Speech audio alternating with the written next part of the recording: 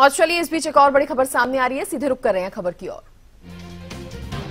दिल्ली में कांग्रेस का मंथन, कांग्रेस मंथन कर रही है दिल्ली में। बड़ी जानकारी आपको दे दें, हरियाणा कांग्रेस की टिकटों को लेकर मंथन हो रहा है। दिल्ली में यह मंथन हो रहा है।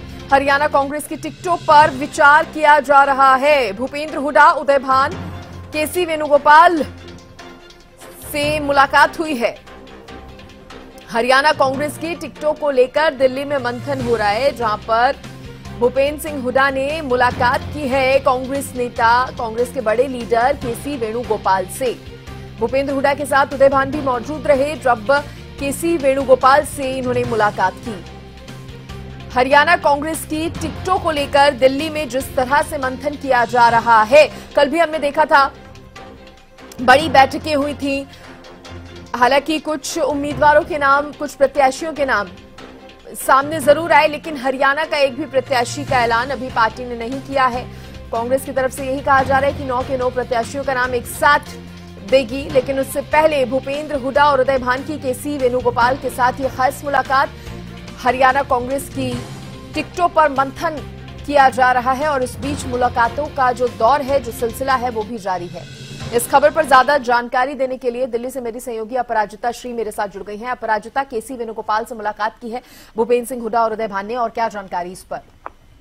बिल्कुल, आज मुलाकात हुई है। केसी वेणुगोपाल से मुलाकात की है नेता प्रतिपक्ष भूपेंद्र सिंह हुड्डा, साथ ही अध्यक्ष उदय भान ने मुलाकात की। और बिल्कुल देखने को लगातार मिल रहा है कि हरियाणा को लेकर कांग्रेस की जो टिकटों की बात है वो सुधरती हुई नजर नहीं आ रही है। लगातार गुटबाजी देखने को मिल रही है, क्योंकि हमने देखा था जब केंद्र चुनाव समिति की बैठक हुई तो उस बैठक में कुमारी शैलजा मौजूद रही, रणदीप सुरजेवाला मौजूद रहे, और कहीं ना कहीं कहा भी जा रहा था कि जो इंतजार है वो कब तक खत्म होता हुआ नजर आएगा। क्या किसी भी सीट पर जो इंतजार है वो खत्म होता हुआ नजर आएगा या नहीं आएगा, ये सवाल थी। हालांकि नेता प्रतिपक्ष भूपेंद्र सिंह हुड्डा ने भी एक्सक्लूसिवली हरियाणा न्यूज पे कहा था कि 3 से 4 बैठकें और हो सकती है, यानी 3 से 4 दिन और भी लग सकते हैं। ये साफ तौर से नेता प्रतिपक्ष भूपेंद्र सिंह हुड्डा के द्वारा कहा गया था। अब एक छोटी सब कमेटी बनाई गई है, जिसमें 2 सीईसी के मेंबर मौजूद है, साथ ही हरियाणा के सभी टॉप लीडर्स उस कमेटी में मौजूद रहेंगे, यानी नेता प्रतिपक्ष भूपेंद्र सिंह हुड्डा, अध्यक्ष उदय भान, प्रभारी दीपक बावरिया, स्क्रीनिंग कमेटी के अध्यक्ष भगत चरण दास, साथ ही कुमारी शैलजा,